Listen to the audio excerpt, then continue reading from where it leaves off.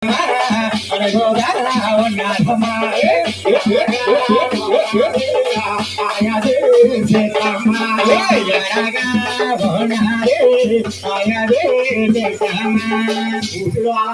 ఉన్నాడు మహాతల్లి. ఆ యాదిశక్తి అంతటి వింతకు కూడా 12 సంవత్సరాల వయసు వచ్చిందమ్మా. అవునండి గురువు గారు. 12 సంవత్సరాల వయసు వస్తే ఈ యాదిశక్తి ఎలా ఉందా? ఎలాగండి?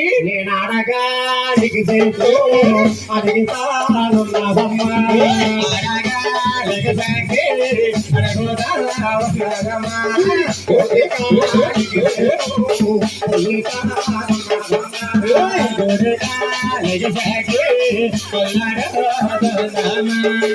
ఆడగాలికి అడుగుతూ పోతి గాలికి పుడలాడుతూ ఆదిశక్తి 3 గుడ్లు ఎడుతుందండి. ఎలాగా? ఆ 3 గుడ్లు ఎలాగెడుతుందా? ఎలాగెడుతుంది? సౌతికేమో గుడ్డు సల్లగా పెట్టా, ఈ పొన్నానికో గుడ్డు పూడి పెట్టిందమ్మా. సౌతికేమో గుడ్డు సల్లగా పెట్టి, పొన్నానికో గుడ్డు పూడగా పెట్టి. చూడండమ్మా, సౌత్ కో గుడ్డు సల్లగా పెట్టిందట మహాతల్లి. పొన్నానికి గుడ్డు పూడగా పెట్టిందండి. అమ్మవాసుకి అలా అనుగుదా పెడుతుందండి గురువు గారు. 3 గుడ్లు పెట్టిందమ్మా. ఆ 3 గుడ్ల మీద కోడి పెట్ట ఎటువంటి మాత్రం కనిగిద్దు. అవును. ఆ 3 గుడ్ల మీద అడిగితా ఉన్నాడు తల్లి గారు. అవునండి గురువు గారు. అనగాక 6 మసాలమ్మ 9 మసాలమ్మ. 6 మసాలమ్మ 9 మసాలమ్మ. 6 మసాలమ్మ 9 మసాలమ్మ. 6 మసాలమ్మ 9 మసాలమ్మ.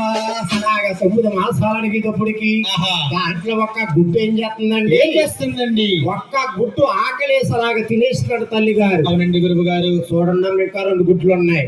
ఆ 2 గుడ్లు ఒక గుడ్డు ఏం చేస్తుందా? ఏం చేస్తుంది? జోకులు. ఒరే జల్లిపోయిన గుడ్డు జారి పడ్డదా బాబు, తల్లి ఏడి గుడ్డు పక్కలాసిందా.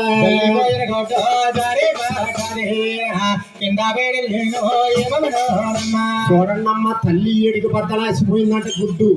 కింద పేడెళ్ళి భూలోకమైంది, పై పేడిపోయి ఆకాశమైంది. అందులో సందమామ సూర్య సంద్రులు చేస్తుంది. కారీ రక్తాలన్నీ కూడా సముద్రాల కింద కాయిస్తుందండి. ఆ గుడ్లో ఇల్లు వనకరాలు ఏర్పరిచింది తల్లి గారు. అవునండి. ఇంకా ఒక్క గుడ్డు ఉండిపోయింది. అవును. ఈ గుడ్డు వృధాగా పోకూడదని నాయన